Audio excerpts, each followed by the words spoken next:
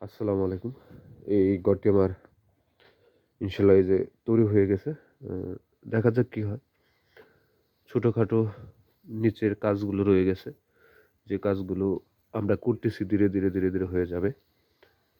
এই ছোট নিচে আমি ছোট লাল নেট দিয়েছি যেটা ওয়াপ হানা দিলে যেটা আপনার মানে বাচ্চা নিতে পারবে না এরকম।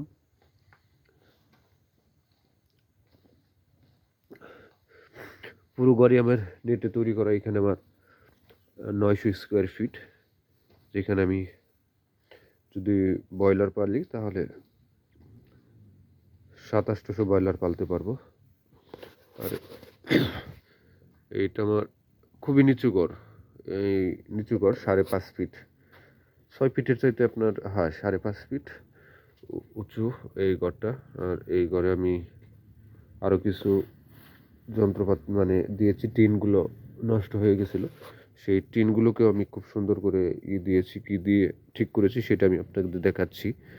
এই যে দেখেন, আমি জিও শিট ব্যবহার করেছি। জিও শিট দিয়ে টিন, অর্থাৎ টিনের উপরে আমি জিও শিট দিয়ে দিয়েছি। আর এই জিও শিট দেওয়ার কারণে আশা করি যে আমি এই ঘরটিকে আরও ১০-১৫ বছর ইজিলি ব্যবহার করতে পারবো, কারণ আমি সকল কিছুই চেঞ্জ করেছি এখানে। সো এইভাবে আপনারা মেরামত করতে পারেন ছোটো ঘর থাকলে।